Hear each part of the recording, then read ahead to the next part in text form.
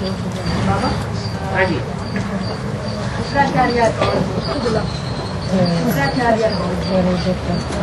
शुक्राचार्य क्या? शुक्राचार्य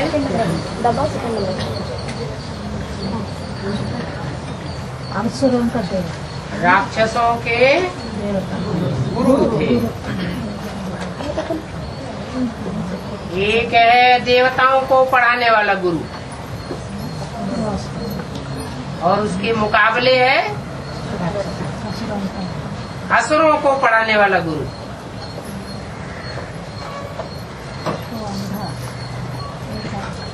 शुक्राचार्य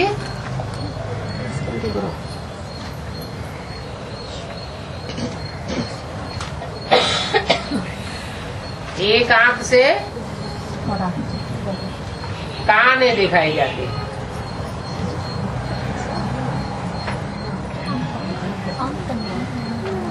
दोनों आंखें होना अच्छा है या काना होना अच्छा है? दोनों आंखें होनी चाहिए। गुण देखने की भी आंख चाहिए। गुणों का वर्णन करना होता है, और अवगुण की भी आंख चाहिए, परंतु अवगुण का वर्णन नहीं करना है। अपने गुण भी देखना चाहिए और पराये गुण भी देखना चाहिए। उनका वर्णन करके गुणों में वृद्धि करनी चाहिए। परंतु शुक्राचार्य की एक आंख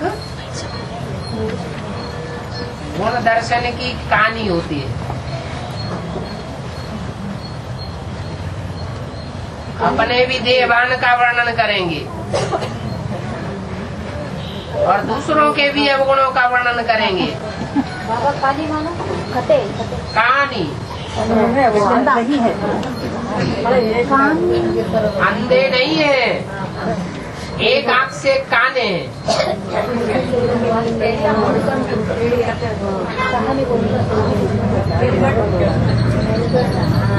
अब गुण की आंख खुली हुई है और गुणों को देखने की आंख बंद है। अब अपने अपने में देखना है। शुक्राचार्य के फॉलोअर हैं या शिवाचार्य के फॉलोअर हैं? कहने की बात नहीं है, देखना है।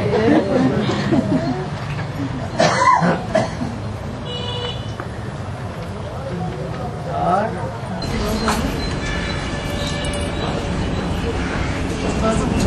बेसिक से एडवांस में आना, डायरेक्ट एडवांस में आने का फर्क है। डायरेक्ट कोई एडवांस में आते नहीं।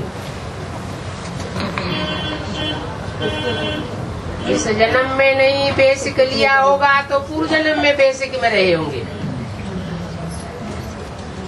कोई 70 साल के 80 साल के बुढ़े हैं, सन 36 से पहले जन्म लिया है और वो डायरेक्ट एडवांस में आ जाते हैं। उनके लिए क्या कहेंगे? राम के साथ लोग। हाँ, भले वो है बेसिक में पूर्व जन्म में नहीं चले, इस जन्म में नहीं चले, परंतु उससे पहले के जन्मों में उन्होंने बाप का संग किया, इसलिए संग का रंग ऑलरेडी लगा रहता है। थोड़ा सा सुनने मात्र से ही एडवांस में आकर्षित हो जाते हैं।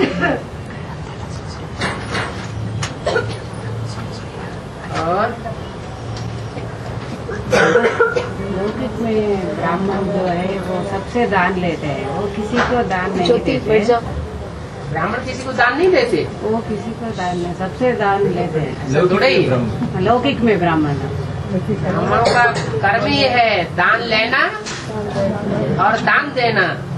ये वेद के ब्राह्मण ज्ञान का दान लेते हैं और ज्ञान का दान लेते हैं, और लौकिक दुनिया में लेते हैं वो धन का दान लेते हैं। देते नहीं।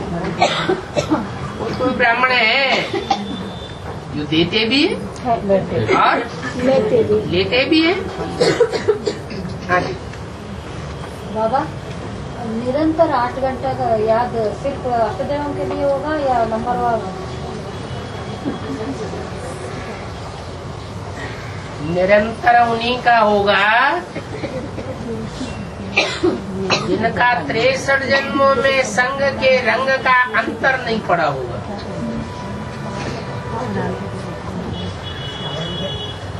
बनी बनाई बन रही अब कुछ बननी ना।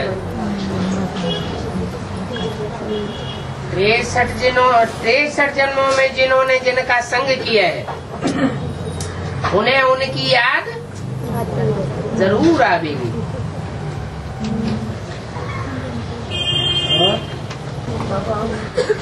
नया संगठन में आने के लिए वो शर्त कैसा होना चाहिए? नष्टो मोहा स्मृति लब्धा पहला पुरुषार्थ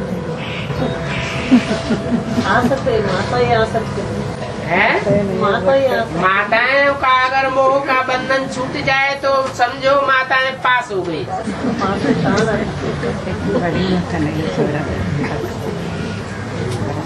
बाबा, ये कैसेट में बताया है मोर जो है वो 3 ही बार उड़ता है, इससे ज्यादा नहीं उड़ता है। इसका मतलब? इसका मतलब ये है कि कृष्ण के मस्तक में मोर पंख लगाया जाता है, माने उनके देह अभिमान की पूंछ जो है वो कौन से पक्षी की दिखाई जाती है? राष्ट्रीय पक्षी मोर की दिखाई जाती है। वो राष्ट्रीय पक्षी कौन है? जो ज्ञान योग के पंखों से उड़ता है और 3 बार ऊंची उड़ान उड़ता है।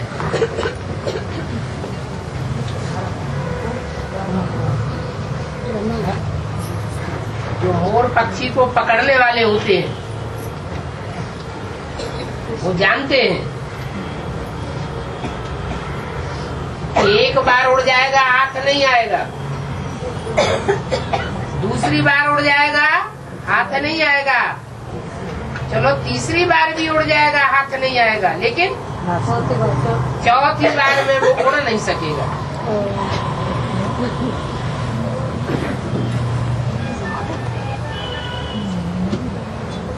भारत में मोर को राष्ट्रीय पक्षी माना गया है।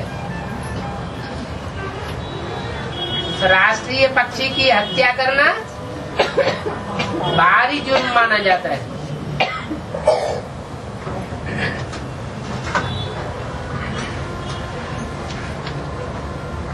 कहाँ की बात है? संगम कैसे?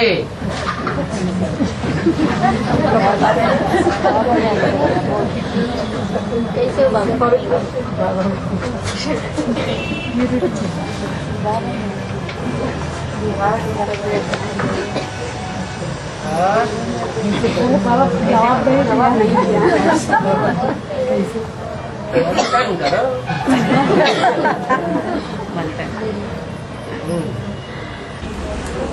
बाबा, अभी एक मोहल्ले में आया थे ब्रह्मा कुमारियों, तुम ब्रह्मा कुमारियों का नाम का पहले पीपी लगाना है।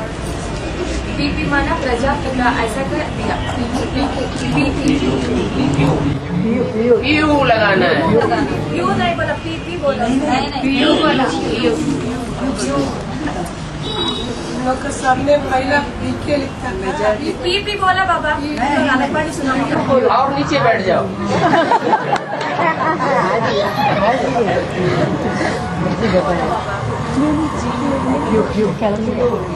नीचे बैठ जाओ। उसको क्लैरिफिकेशन दिया, प्रजापिता भी बोला उसने। मेरा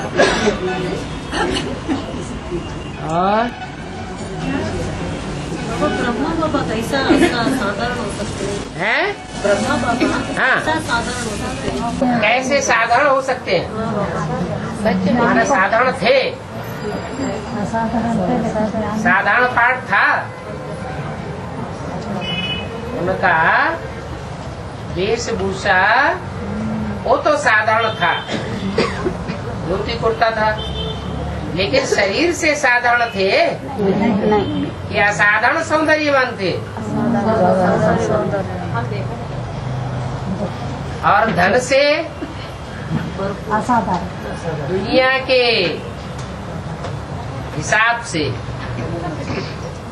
साधारण थे या असाधारण थे? साधारण कैसे कहा जाए? बड़े बड़े राजाओं महाराजाओं के बीच में उनका मान मर्तबा था, तो साधारण थे या असाधारण थे? बाद में साधारण हो गए ना बाबा, हैं? बाद में साधारण हो गए ना। साधारण हो गए? कहाँ साधारण हो गए?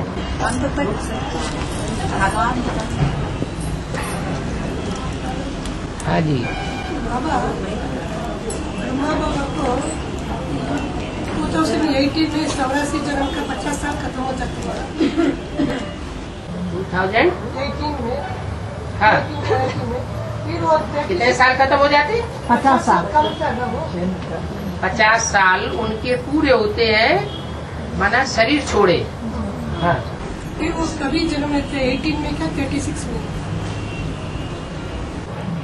सूक्ष्म शरीर भी गिना जाता है।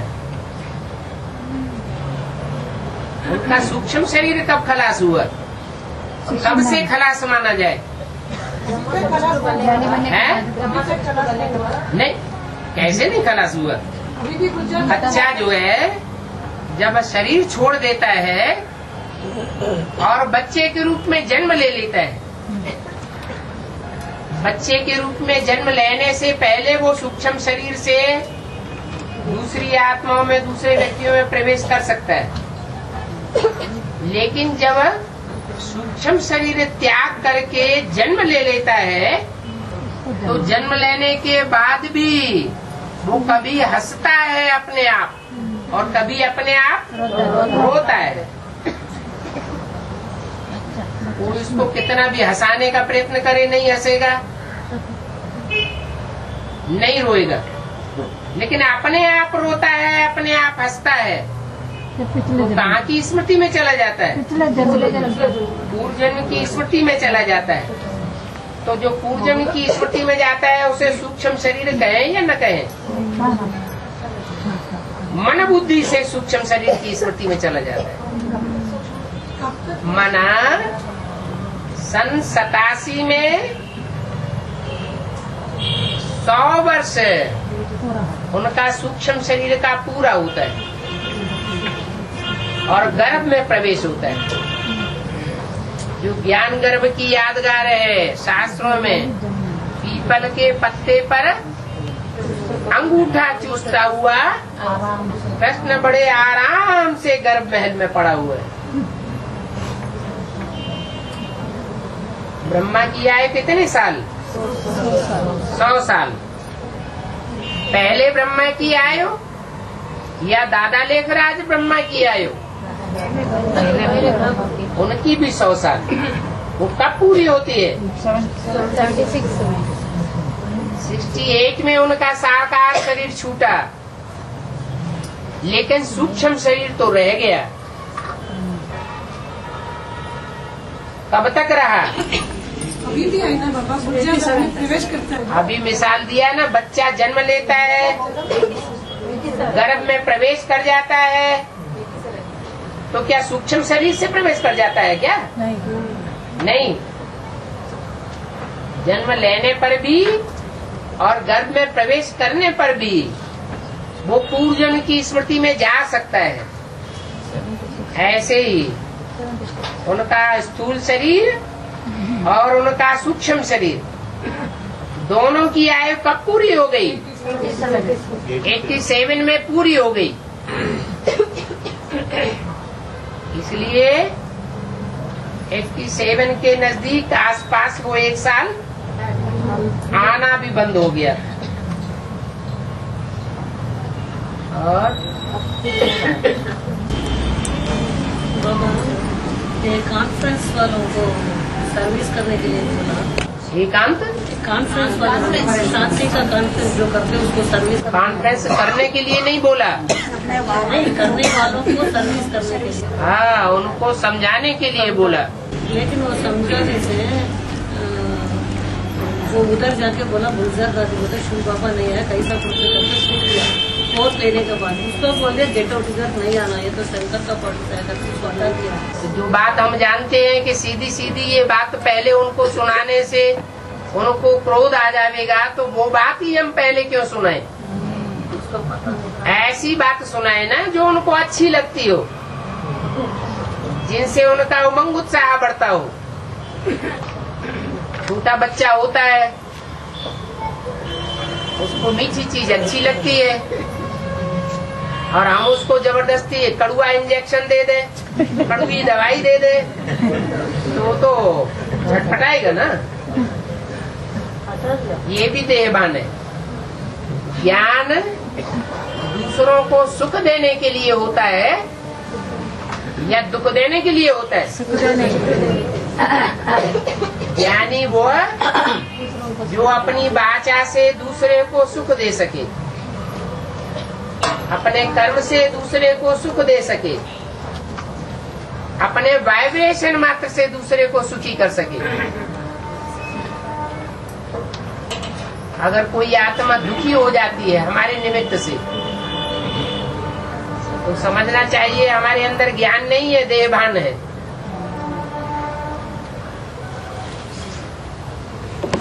हित अनहित पशु पक्षी जाना,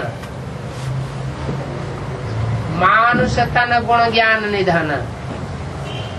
तो पशु और पक्षी होते हैं, वो भी स्नेह की दृष्टि को पहचान जाते हैं, स्नेह के वाइब्रेशन को पकड़ लेते हैं। तो कोई को भी ज्ञान सुनाते समय हमारे अंदर भरपूर शुभ भावना और शुभ कामना होना चाहिए।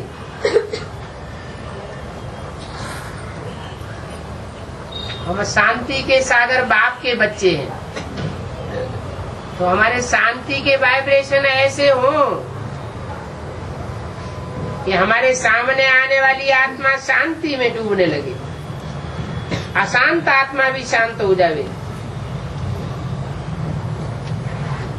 और वसुदेव और देवकी कृष्ण को प्रत्यक्षता जन्म देते हैं ना, लेकिन बुद्ध विकारों के जेल के बाहर नहीं आ सकते हैं। इसका मतलब क्या है? इसका मतलब ये है, जन्म देने का मतलब पहले समझना पड़े। जन्म देने का मतलब क्या है? प्रत्यक्षता रूपी जन्म।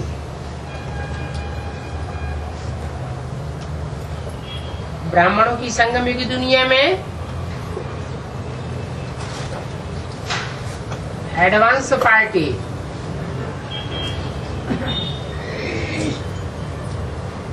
में संगम युगी कृष्ण भी है,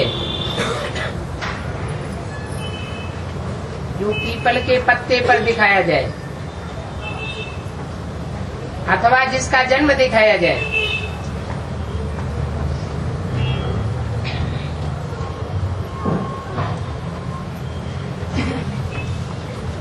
जन्म देने वाले माता पिता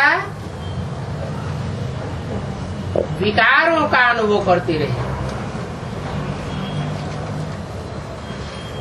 और कृष्ण निर्विकारी स्टेज का अनुभव करता है।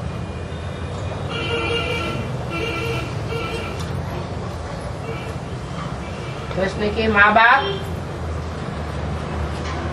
जो प्रत्यक्षता करते हैं, वो ही प्रत्यक्षता रूपी जन्म है। 87 में ब्रह्मा की आयु 100 साल पूरी होती है। 100 साल पूरी आयु होने के बाद ब्राह्मणों की संगम युगी दुनिया में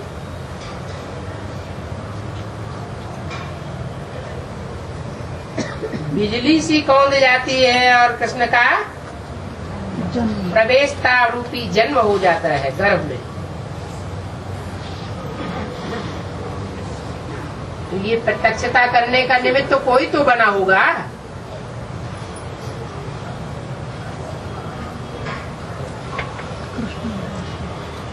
जो प्रत्यक्षता हुई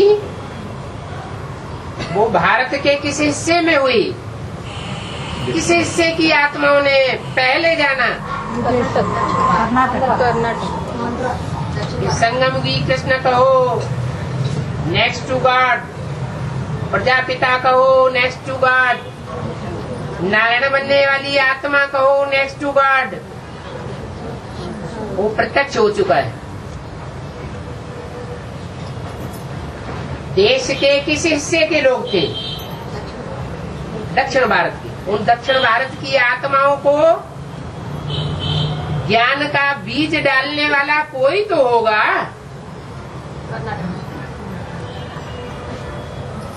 कर्नाटक में, कर्नाटक वालों की बुद्धि में ज्ञान का बीज डालने वाला कोई तो होगा।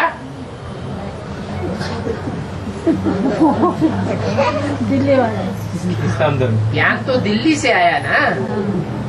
एडवांस ज्ञान की शुरुआत कहाँ से हुई? दिल्ली से। तो कोई तो निमित्त बना होगा। जो निमित्त बना वो इस समय खुद विकारों की जेल में है, बंधन में है या निर्बंधन है? अज्ञान में है या ज्ञान में है? अज्ञान में। इसलिए दिखाया जाता है कि कृष्ण को जन्म देने वाले माता पिता वसुदेव और देवकी जेल में पड़े रहे और कृष्ण मुक्त हो गया। थोड़े समय के लिए बाप जब उनको ट्रांसफर करता है तो वो भी जेल से बाहर हो जाता है, माना वो भी भट्टी कर लेता है, भट्टी करता है और फिर विकारों की जेल में चला जाता है। ऐसा होता है ना, शास्त्रों में यही दिखाया है ना कि वसुदेव भी जेल में पड़े रहे। जेल में पड़े रहे या जेल से बाहर आए? बाहर भी आए, लेकिन थोड़े समय के लिए। और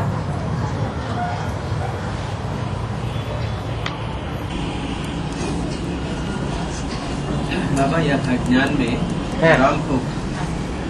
राम का कठोर पाठ कहा जाता है, स्ट्रिक्ट हाँ। और शास्त्रों में राम को सौम्य रूप में दिखाया है। जैसे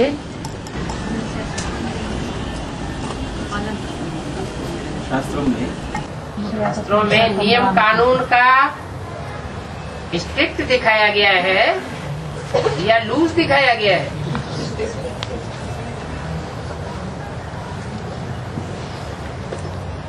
क्योंकि नियम कानून है, चाहे समाज के हो चाहे सरकारी नियम कानून हो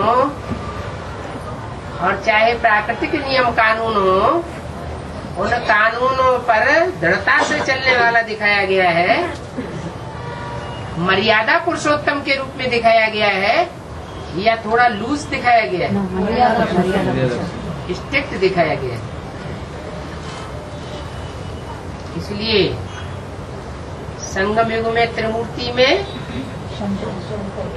तो दोनों चित्र दिखाए। ब्रह्मा को लीनेंसी की बैठक में बैठा हुआ दिखाते हैं, सहज आसन है, और शंकर को स्ट्रिक्ट बैठा हुआ दिखाया गया। और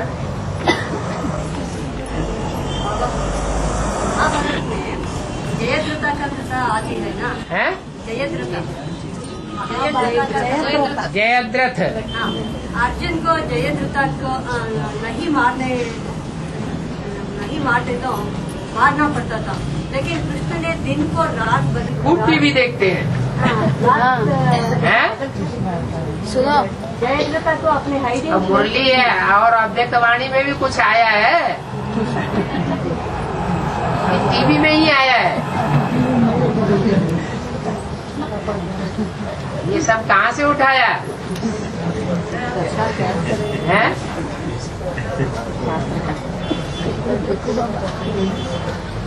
कहानी क्या है? हिंदी में बोला है रामायण भागवत और महाभारत में जो कुछ लिखा हुआ है उसको तुम समंगम युग के प्रैक्टिकल पार्ट से टैली कर सकते हो। ये नहीं कहा टैली करना है, क्या कहा? कर सकते हो। कर सकते हो। फिर ये भी बता दिया बाप शास्त्रों का भूसा नहीं सुनाते हैं। शास्त्रों में जो सार है वो बाप सुनाते हैं। बाकी सब शास्त्रों में क्या भरा हुआ है? भूसा भरा हुआ है। तो जो बाप सुनाते हैं डायरेक्ट उसमें बुद्धि लगाना अच्छा है या भूसे में बुद्धि लगाना अच्छा है? सार फिर बोला है रामायण तो ऐसे है जैसे कि उपन्यास।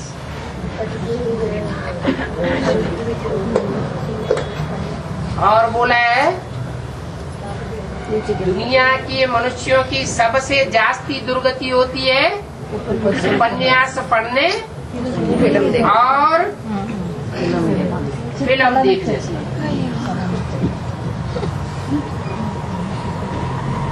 नमक मिर्च मसाला बहुत मिलाया जाता है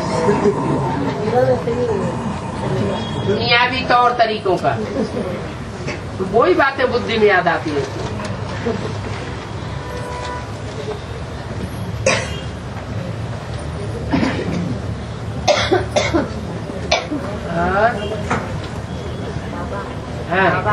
संसद में राम और राम सेतु का बहुत नाम आ रहा है। राम और राम सेतु का नाम बहुत आ रहा है। हाँ जी, इसका मतलब यादगार बनाया हुआ है कि राम जी ने सेतु बनाया, पुल बनाया, पत्थरों का पुल बनाया। ज्ञान रत्नों का पुल बनाया या पत्थरों का पुल बनाया है? नहीं, दो बंदर थे, उन बंदरों के बुद्ध रूपी हाथ से जो भी पत्थर आता था, पत्थर बुद्धि आता था, वो भारी नहीं रहता था, ऐसा हो जाता था, बहुत हल्का फुल्का हो जाता था। अनुभव करता था कि दिमाग हल्का हो गया, शरीर हल्का फुल्का हो गया। तो ऐसे पत्थरों से पुल बनाया, वो यादगार दिखाई गई। अभी वो पत्थरों का पुल तोड़ने का प्रयास किया जा रहा है भक्ति मार्ग। क्या वो पत्थरों का पुल गवर्नमेंट क्या कर रही है? इसको तोड़ दिया जाए।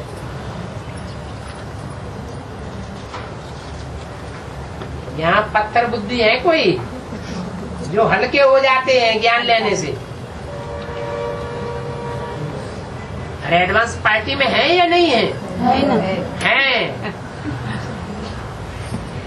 उनका जो पुल बनाया हुआ है, सेतु बनाया हुआ है, जो सेतु ज्ञान की बातों को यहाँ से वहाँ तक पहुँचा देता है। कहाँ तक? रावण के राज्य तक पहुँचा देता है। उनको तोड़ने का प्रयास चालू है। और बाबा माता जी पूछते हैं रामायण में तो राम का सामने लव कुश को युद्ध करते हैं, उसका तो अर्थ क्या? लव माना प्यार करने वाला, क्या? लव माना प्यार करने वाला, और कुश माना प्यार तो कम करता है लेकिन कांटा ज्यादा लगाता है।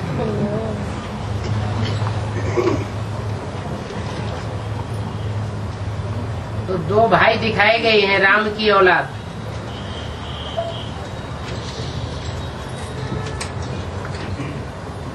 राम के द्वारा जो राम राज्य स्थापन हुआ,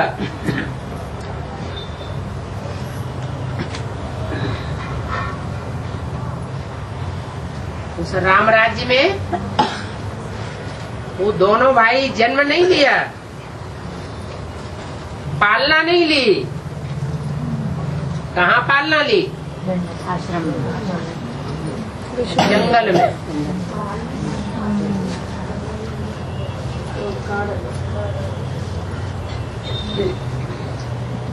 तो द्वापर युग क्या है? जंगल है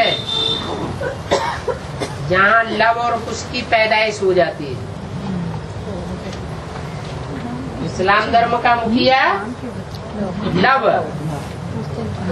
और क्रिश्चियन धर्म का मुखिया कुश। ये दो भाई दिखाए गए। घाटों में खाते हैं।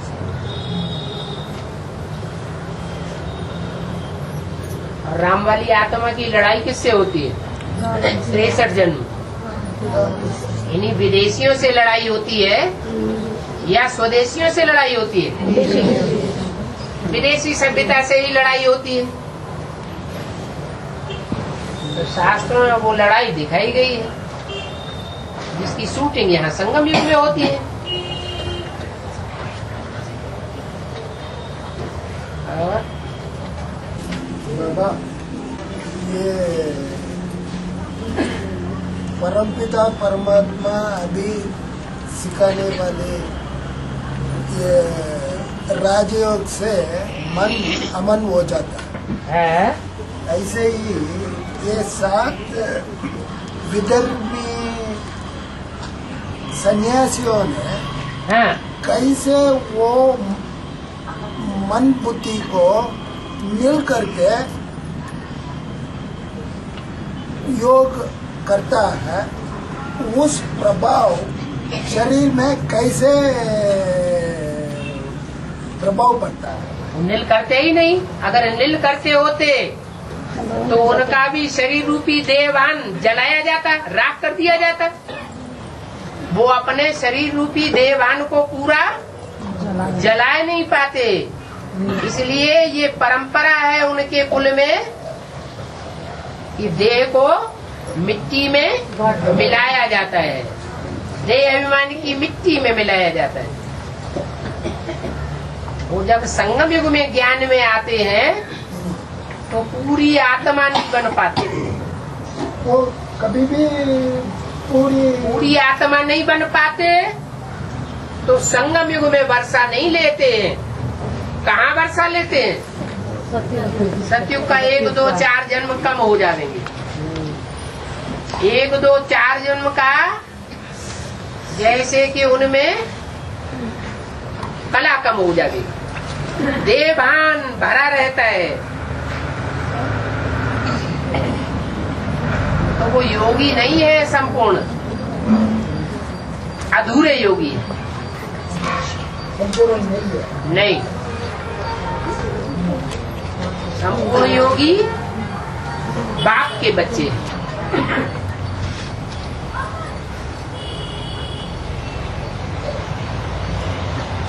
जो कभी किसी के प्रभाव में नहीं आते, प्रभाव में आकर के प्रजा नहीं बनते दूसरों की, एक से ज्ञान सुनते हैं, विचारी ज्ञान नहीं सुनते। और जो विधर्मियों से प्रभावित हो जाते हैं द्वापर युग में, उनका ज्ञान कैसा हो जाता है? आत्मा का विचारी ज्ञान हो जाता है। इसलिए देहभान पक्का भर जाता है। भगवान भी आ जावे तो भी उनके देहभान को पूरा नहीं निकाल सकता। ये संग के रंग की बलिहारी है।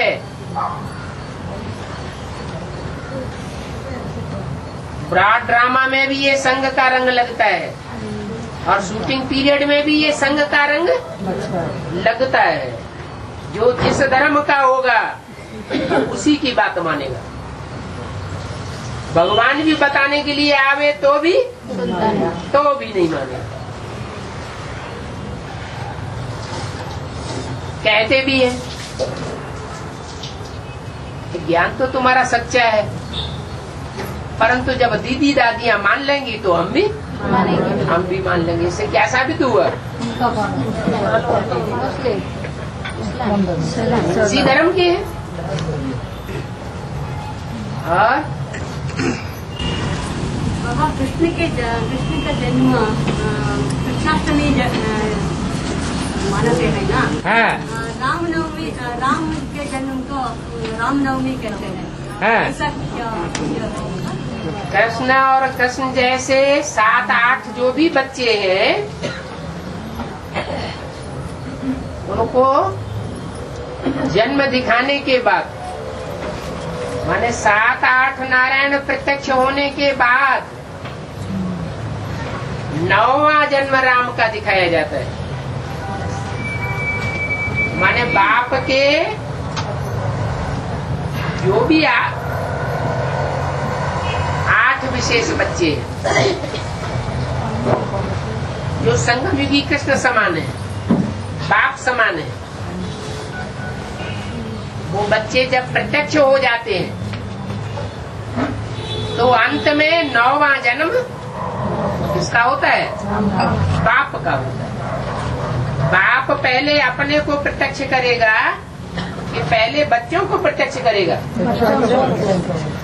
बाप का विरुद्ध है, फादर शोज सन्स। फादर है सर्वशक्तिवान और बच्चे हैं मास्टर शक्तिवान। तो पहले कौन किसको प्रत्यक्ष करता है? बाप बच्चों को पहले प्रत्यक्ष करता है। तब तक अंत तक वो स्वयं बाप गुप्त होकर के पार्ट बजाता है। बच्चे कितना भी प्रयास करें बाप को पूरा प्रत्यक्ष नहीं कर सकते। जब 8 बच्चे प्रत्यक्ष हो जाते हैं तो 9वां बाप स्वतः ही प्रत्यक्ष हो जाता है। इसलिए राम नवमी मनाते हैं। राम बाप को कहा जाता है, कृष्ण को बच्चा कहा जाता है।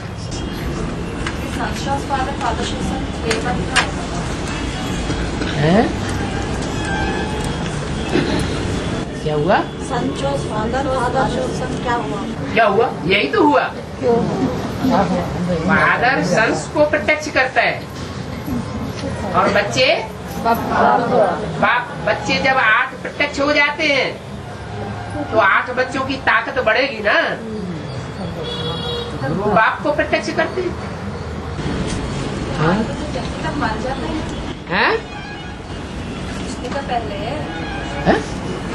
कृष्ण जन्म लेते हैं ना, उसका पहले जो पैदा होता है, कृष्ण के पहले थोड़े ही पैदा होते हैं। पहले सतयुग का कृष्ण पैदा होगा कि बाद में सतयुग के 7 नारायण पैदा होंगे? पहले पैदा होंगे।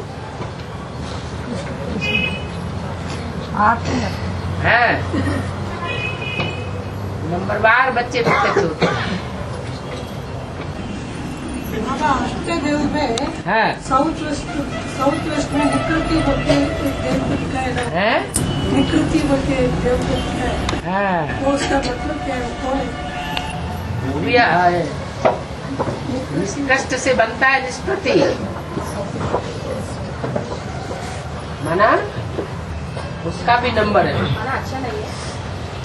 उसका चेहरा देखो। अच्छा लगता हो तो गले लगा लेना। फिर अष्टदेव का 8 में ये कैसा व्यक्ति है? 8 में कैसा है? फिर नष्टदेव भी ऐसा है? नष्टदेव तो आए ही नहीं अष्टदेव में।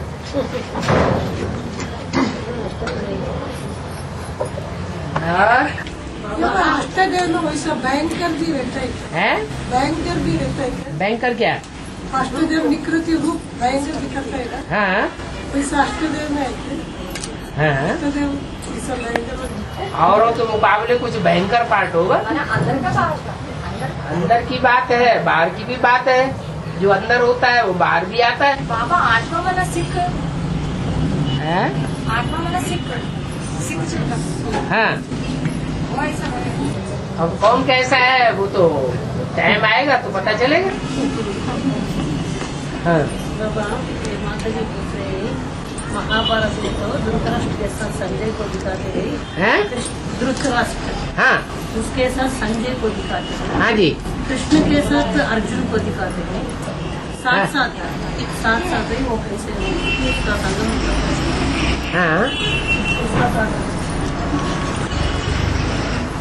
यहाँ भी तो ब्रह्मा बाबा के साथ संजय किसका नाम रखा था? है? जगदीश भाई का नाम संजय रखा ना। सबसे ज्यादा ज्ञान में होशियार कौन माना जाता था? जगदीश भाई। जगदीश भाई।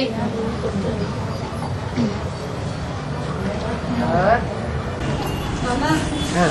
ओम नमः शिवाय में शंकर को स्त्री जैसे दिखाया है? स्त्री दिखाया बाबा। हाँ, शंकर को स्त्री बन जाता है। हाँ। उसका अक्षर जब विजयमाला में जाएंगे तो स्त्री पुरुष रह जाएगा। पुरुष कहते हैं दुर्योधन दुशासन को। पुरुषों को क्या टाइटल मिला? दुर्योधन दुशासन। पर जब विजयमाला में ऐड किया जाएगा तो विकारों पर जीत होगी या नहीं होगी? विजयी हो जाएगा तो दुर्योधन दुशासन कहा जाएगा क्या? नहीं कहा जाएगा। वो भी स्त्री हो गया है। अंदर की बात दिखाई गई है, कोई बाहर का नहीं बात दिखाई गई है। धर्मराज का करेगा त्योहार मनाते हैं ना? है? धर्मराज का करेगा त्योहार मनाते हैं। एक त्योहार है बाबा। हाँ। कर्नाटक में धर्मराज का करेगा। वहाँ मुस्लिम के दरगाह में जाकर धर्मराज जाता है। हाँ। इसका अर्थ क्या है बाबा?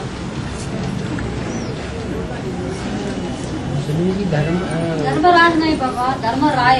धर्मराय राजा। राजा नहीं, राया। राय माने राजा ही होता है। कन्नड़ में धर्मराय पांडवों में बड़ा भाई है। बड़ा भाई। पांडवों का बड़ा भाई धर्मराज, धारणों का राजा। उनका यात्रा यहाँ विशेष चलता है बेंगलोर से। वो इस्लामियों को विशेष पालना देता है कि नहीं? जब पालना देगा तो उनके पास जाएगा, आएगा कि नहीं जाएगा? उनके पास यात्रा करेगा नहीं, बच्चों की देख रेख नहीं करेगा। और बाबा सबसे जास्ती मान मर्तबा बेसिक नॉलेज में किसको दिया गया है? कुमारिका को। फिर मुरली में ये इशारा दे दिया, जिनका बहुत मान मर्तबा है उनको बड़े से बड़ा भ्रष्टाचारी समझो।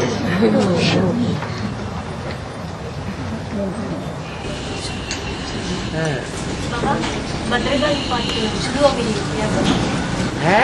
महाकाली हाँ, शुरू हो गई। शुरू नहीं हो गई तो कुमार का दादी ने हाथ कैसे मिलाई लिया है? किसके साथ हाथ मिलाया? प्रकृति के साथ। हमारे शरीर छोड़ना माना हाथ मिलाना। शरीर छोड़ना माना हाथ मिलाना नहीं, तो उन्हें संदेश ही नहीं सुना। संदेश में ये बताया गया कि प्रकृति ने कुमार का दादी के साथ हाथ मिलाया। माना जो माया रावण के 5 सिर दिखाए गए हैं, काम क्रोध लोभ मोह अहंकार, वो 5 सिर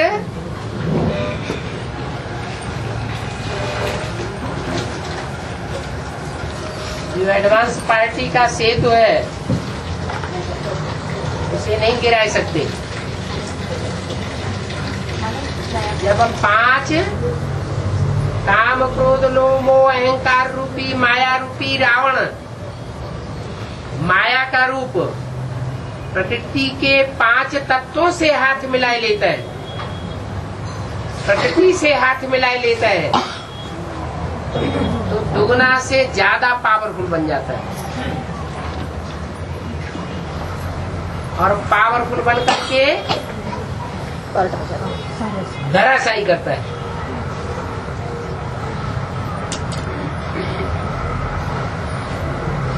शूटिंग होती है, इसलिए बोला कि साकार देह के बंधन में बंधी हुई प्रकाशमणि की आत्मा उतना तीव्र कार्य नहीं कर सकती थी,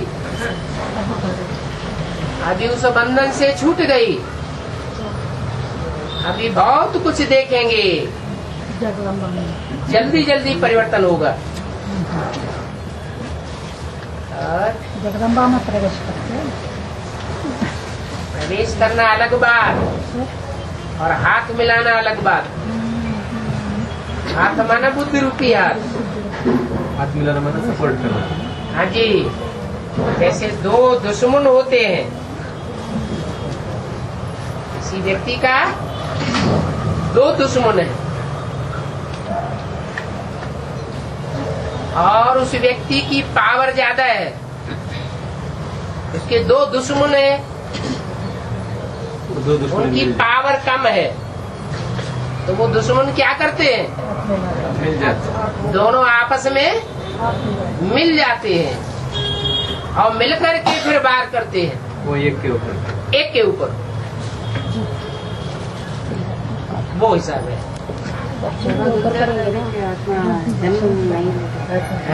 जन्म नहीं लेंगे, क्या पता कि ज्योतिषियों की बात है, जन्म लेगी कि नहीं लेगी। याद किसको करती है? ब्रह्मा को याद करती है।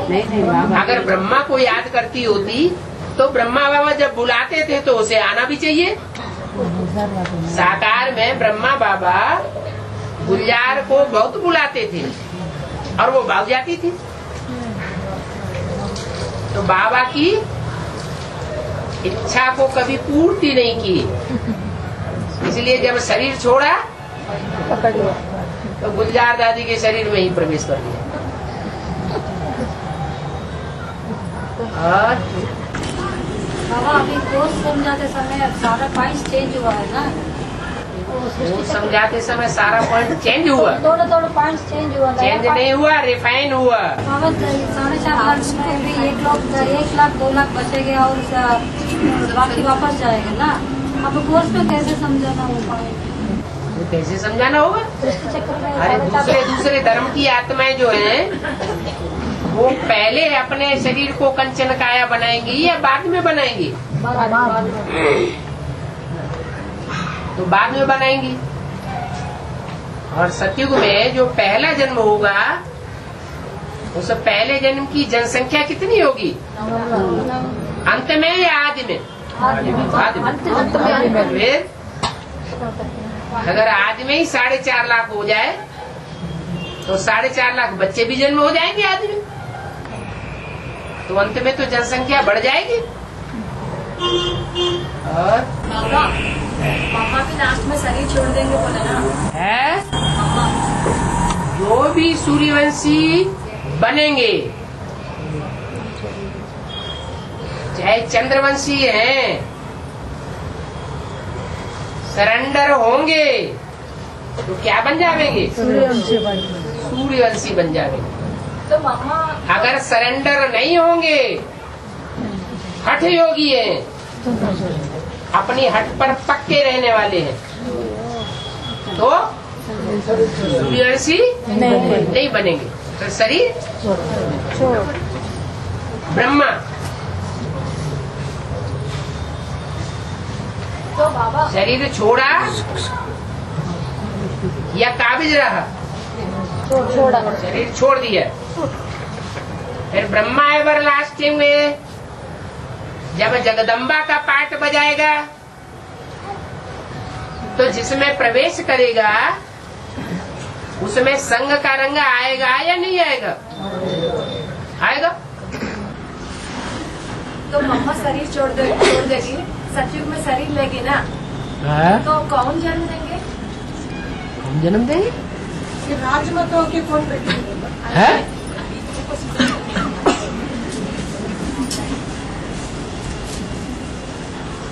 ऐसा नहीं बात। हाँ, कैसे? राधा कृष्ण आत्माओं को प्रजापिता प्रजापिता दोनों जन्म देंगे ना। ठीक है। फिर जगदम्बा शरीर छोड़ देगी ना। ये जगदम्बा भी शरीर छोड़ देगी। जगदम्बा का जो साथी मणका होगा वो भी शरीर छोड़ देगा। उन लोगों का बात छोड़ दीजिए बाबा। क्यों छोड़ दे? यहाँ तो प्रवृत्ति मार के छोड़ कैसे दे? नहीं पकड़िए, अब बाजू में रखिए। किसको बाद में रखें? उन लोगों को।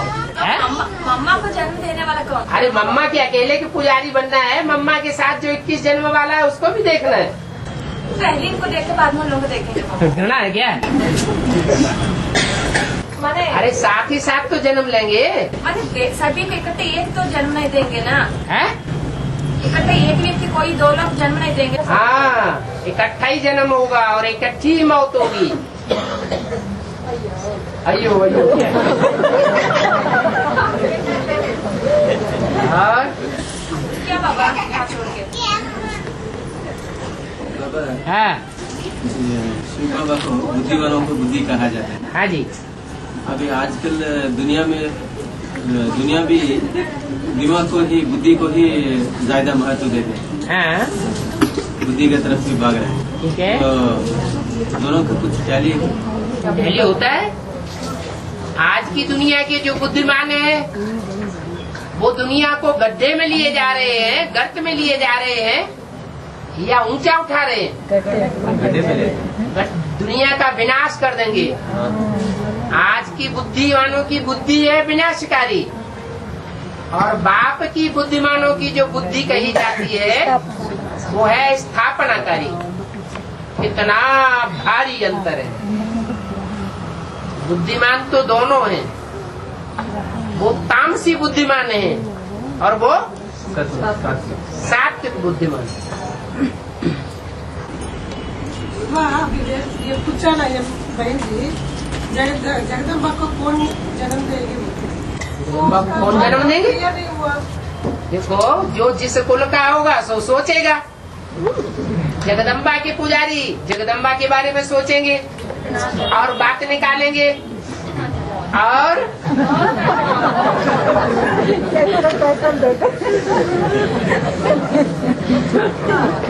तो बुद्धि तो चलती है ना। जो कृष्ण को जन्म देने वाले होंगे उनकी बुद्धि में वो बात चलेगी कि कृष्ण को जन्म देने वाले कौन होंगे और वो सारा नक्शा उनकी बुद्धि में आ जाएगा। इसकी बुद्धि में कौन सा नक्शा आवेगा?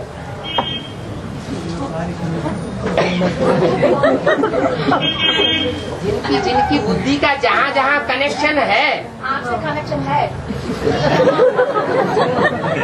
तो उसके जन्म के बारे में सोचेगा।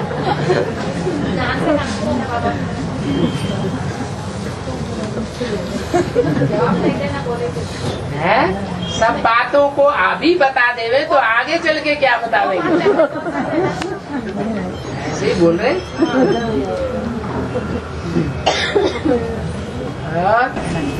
तिरुपति को तिरुमला तिरुपति कहते हैं ना। तिरुमला तिरुपति, तिरुमला माना क्या है?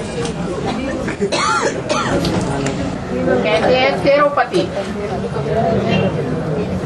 जब लड़ाई होती है दोनों में तो वो कहती है तिरुपति, दूसरी कहती है मेरो नहीं तिरुपति। झगड़ा किस बात का है? पति का। झगड़ा इस बात का है कि वो कहती है कि साकार में तो प्रैक्टिकल जीवन में तिरुपति,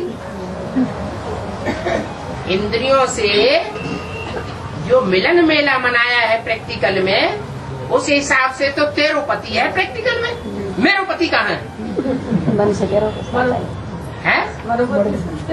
ऐसा कौन बोलते बाबा? अरे दो ही तो है।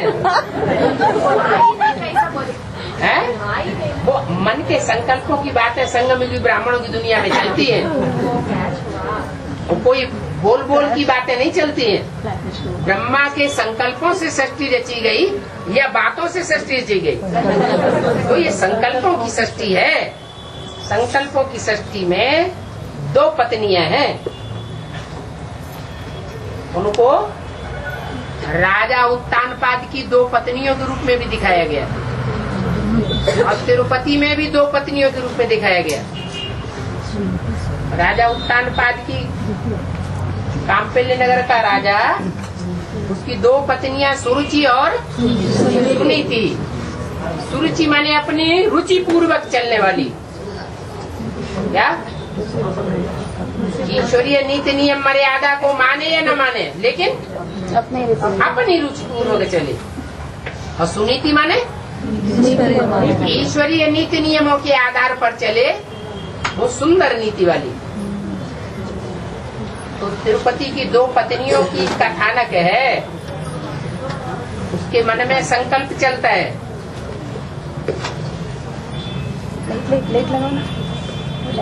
और कौन सी 2 पत्नियां मानी गई?